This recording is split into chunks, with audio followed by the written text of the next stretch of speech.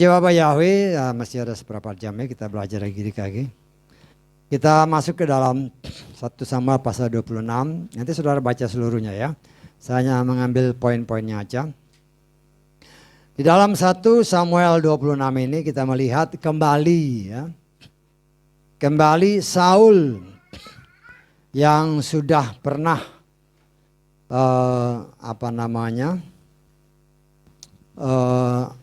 diberikan kesempatan, ya sebenarnya ujian dari Bapak Yahweh untuk Daud, di mana Daud diberi kesempatan untuk membunuh si Saul.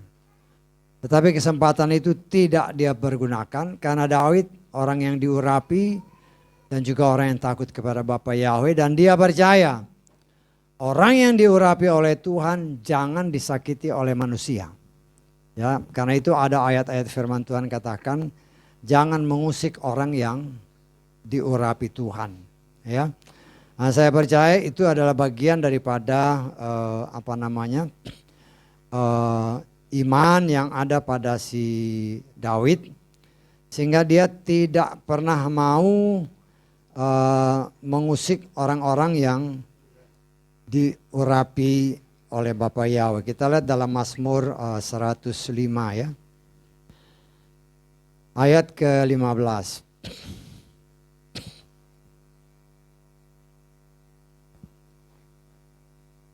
Jangan menyentuh yang kuurapi dan janganlah mengganggu nabi-nabiku ya. Atau juga nanti saudara bisa baca juga dalam 1 Tawari 16 ayat 22 sama ayatnya. Di mana ini sebenarnya juga saya percaya kutipan-kutipan itu berasal dari Daud ya. Daud yang tidak pernah mau menjamah orang yang diurapi Tuhan. Karena semua orang yang diurapi Tuhan, kalau kita pelajari firman Tuhan, itu nanti yang beracara Tuhan sendiri. Ya. Dan kita melihat baik si Saul maupun si Yudas, itu kan yang bunuh Tuhan. Dengan cara ya mereka bunuh diri. Ya, Saul bunuh diri kan. Demikian juga Yudas bunuh diri. Nah, kalau kita belajar apa yang tadi difirmankan juga, ya mungkin kita ada orang-orang yang menyakiti kita. Kalau saya percaya kita sudah diurapi oleh Ruach HaKodes, jangan balas ya, jangan balas kejahatan dan kejahatan. Biar Tuhan aja yang beracara. Ya. Bukan kita minta orang itu nanti biar dihajar sama Tuhan, biar dia bunuh diri. Bukan seperti itu. Maksudnya ya biar orang itu disadarkan oleh Tuhan. Ya, siapapun juga ya. Kita kan, saudara kan seperti yang tadi saya sampaikan, saya kan seperti itu yang saya alami. Ya setiap pribadi kita mungkin pernah mengalami seperti itu. Tapi kita belajar dari Daud, jangan balas. Ya. Karena orang yang diurapi Tuhan, pembelaan datang dari Tuhan. Bapak Yahweh sendiri berbicara, pembalasan adalah hakku, bukan hak kita. Kenapa? Karena biar bagaimanapun manusia adalah orang-orang yang diciptakan serupa dan segambar dengan dia. Jadi Tuhan tidak pernah mengajarkan kita untuk menyakiti orang lain ataupun membunuh orang lain. Ya. Bahkan kalau kita lihat di dalam kitab Kejadian, ketika Kain sama Habel, ya, Tuhan berbicara kepada Kain kan, ya, jangan sampai dosa itu menguasai kamu. Karena Kain ini kan karena dia ada rasa cemburu kan, kalau kita lihat di dalam Kejadian pasal 4 ayat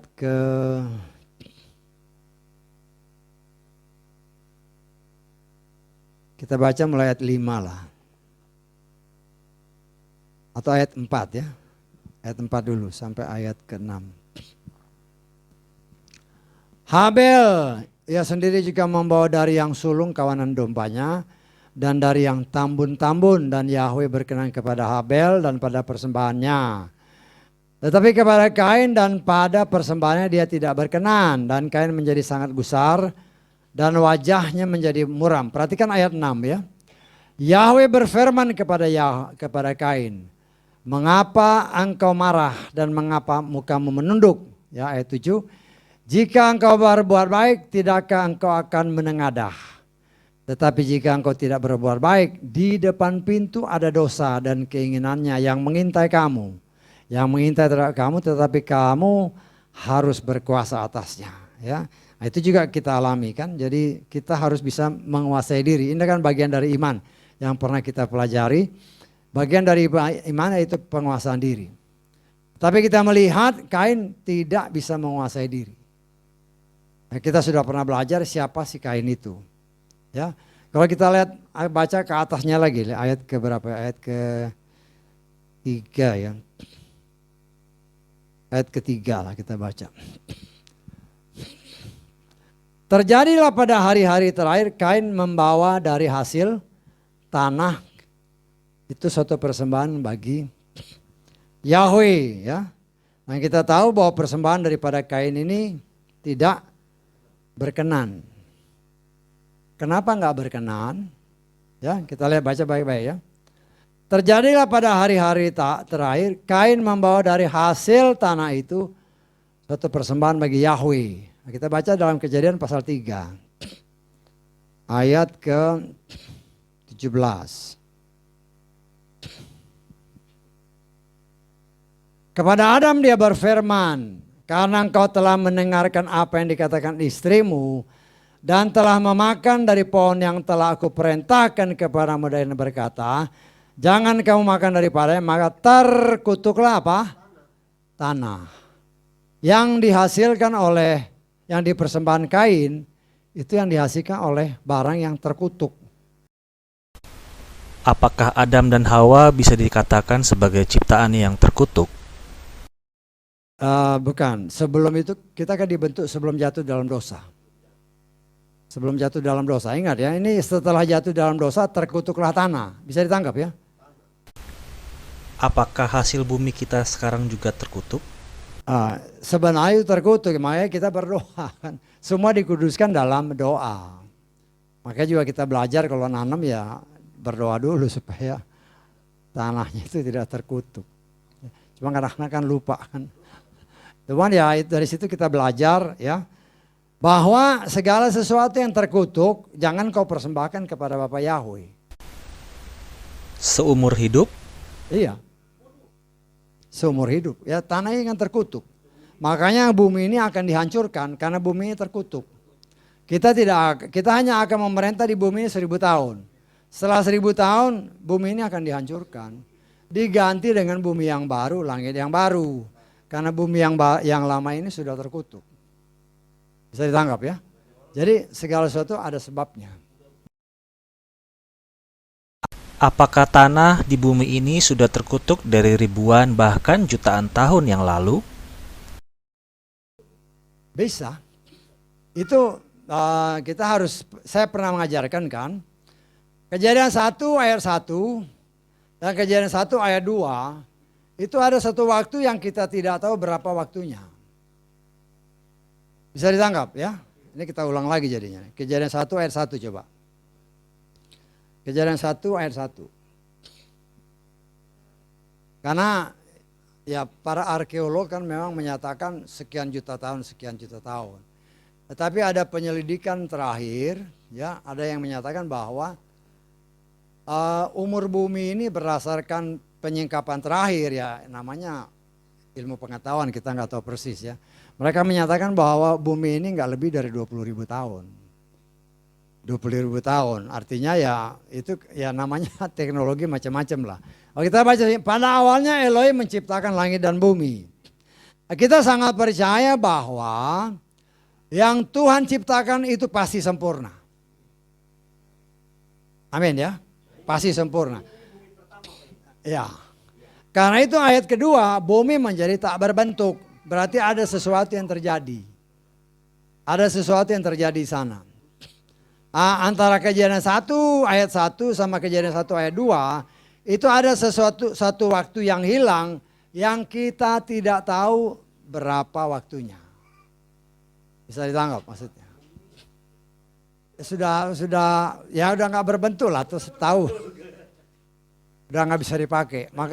Tetapi kita melihat bahwa di dalam ayat-ayat selanjutnya roh Bapa Yahweh tetap ada di atasnya. Artinya semua tetap dalam kendali Bapa Yahweh. Ya. Nah di sini ya artinya kan nanti bisa aja orang tanya kan, umur bumi itu berapa? Jangan saudara jawab cuma 6.000 tahun, ya nggak bisa. Itu pun salah. Ya. Karena kenapa saya katakan salah? Karena berdasarkan lihat teknologi lagi ya, berdasarkan teknologi binatang-binatang yang ditemukan arkeolog seperti dinosaur segala macam itu kan seperti yang tadi dikatakan bisa umur jutaan tahun. Nah, kita tidak bisa bantah.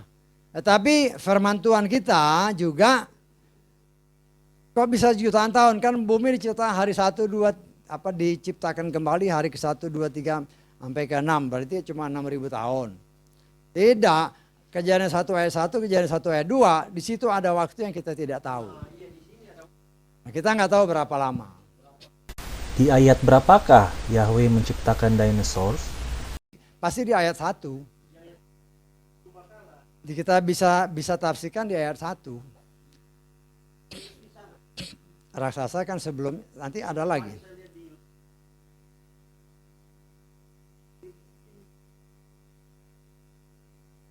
Ya bisa aja.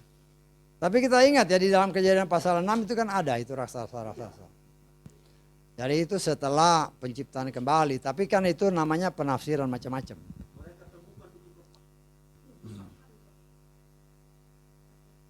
Iya. Bisa aja itu diciptakan juga pada hari Kejadian 1 ayat 1. Tetapi yang terang di dalam Kejadian pasal 6, di situ kan dikatakan ada raksasa-raksasa.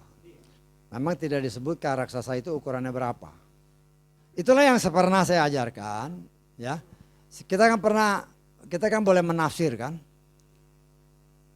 Binatang yang sekarang hidup yang paling tinggi di dunia itu siraf kan, jerapah. Jerapah itu tingginya sekitar 5 meter. Dari kaki sampai ke kepala. Kalau dia berdiri kan 5 meter. Ya. Kalau kita mau menafsirkan antara manusia dengan jerapah itu 1:2. Orang yang paling tinggi kan juga sekitar 2,5 meter kan. Ada yang 2,5 meter kan, bahkan ada yang lebih. Ya. Nah, kalau kita anggap ya 2,5 meter lah. Ya. Berarti bandingnya 1:2. Betul? Kalau kita melihat di di museum-museum binatang itu yang seperti yang dinosaurus itu tingginya bisa 30 meter. Nah, kita kan bisa ngambil perbandingan ini.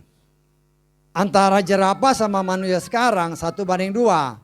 Berarti orang yang hidup pada zaman dinosaurus, kalau dinosaurusnya 30 meter, manusia itu tingginya juga bisa 1:2. Bisa ditangkap. Jadi kita bisa perkirakan bahwa manusia yang hidup yang kita katakan sekarang raksasa, mungkin tingginya sekitar 10-15 meter. Bisa ditangkap nggak? 50 cm, satu kaki itu sekitar 30 cm. Jadi berapa itu? Tinggal kali aja. Kan itu tinggi manusia kan 40 kaki tinggal kali 30 cm, 12 meter kan. Nah kalau dinosaurus sekitar 30 meter. Nah, makanya saya bilang tingginya ya kemungkinan antara 10-15 meter manusia itu. Tapi kan itu penafsiran. Tapi kalau penemuan arkeologi itu benar seperti yang tadi dikatakan ya banyak foto-foto kan. Tapi kita juga harus lihat dengan kecanggihan teknologi sekarang itu kan bisa dimainin itu. Tapi anggaplah itu benar karena kita beranggapan Kejadian pasal 6 itu benar. Kejadian pasal 6 itu menyatakan ada raksasa. Memang tidak dikatakan berapa tingginya. Tetapi yang dilawan oleh Goliat itu juga raksasa. Dan firman Tuhan katakan tingginya si Goliat itu 6 kaki sejengkal. Kita kaki di sini kita anggap ukuran internasional ya. Standarnya sekitar 30 cm. 30 kali 6 berarti 1, berapa itu? 6 kaki dia. 6 kali berapa? 30 kan? Tinggal dikali aja. Tapi ya itulah kita melihat di sini ya, kalau sudah bisa kan ditanya orang kan, apa mungkin itu karena penafsiran banyak.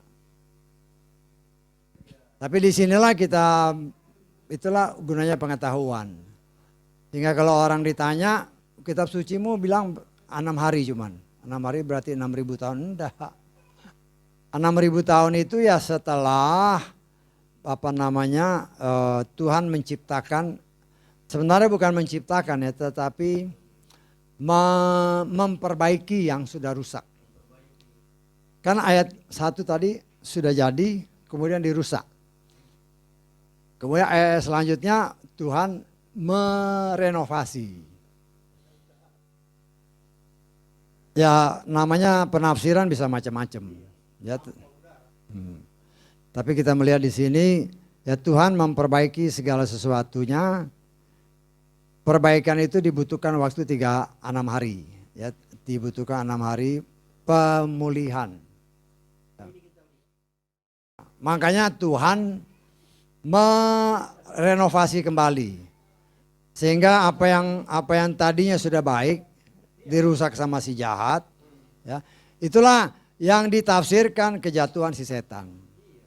Antara Kejadian 1 ayat 1, Kejadian 1 ayat 2. Itulah kejatuhan si setan dengan segala anasirnya. Macam-macam. Tapi satu hal yang kita mau tunjukkan, ya, pertama tadi, karena manusia jatuh dalam dosa, tanah itu terkutuk. Kalau tanah dikutuk Tuhan, jangan kau persembahkan hasil tanah untuk Tuhan. Ya, tetapi kita melihat di sini kan Tuhan sedang memulihkan segala sesuatu. Nah, kita sudah mengerti hal itu, ya kita bergantunglah sama Tuhan. Tapi harus ingat ya bahwa padang gurun, kata firman Tuhan, itu akan kembali dirubah oleh Tuhan. Dan itu terjadi sekarang kan. Sekarang yang terjadi karena ya waktu itu mungkin belum waktunya. Belum waktunya sehingga apa yang Tuhan firmankan bahwa kan dulu Yerusalem ditinggal. Tidak ada tari-tarian, tapi sekarang berdasarkan firman Tuhan itu akan kembali. Demikian juga tanah gersang akan menjadi subur. Tuhan punya kuasa untuk merubah. Kalau kita lihat kan dulu itu kan tanah gersang. Tapi sekarang sudah jadi tanah yang subur. Bahkan padang pasir sudah mulai jadi hutan.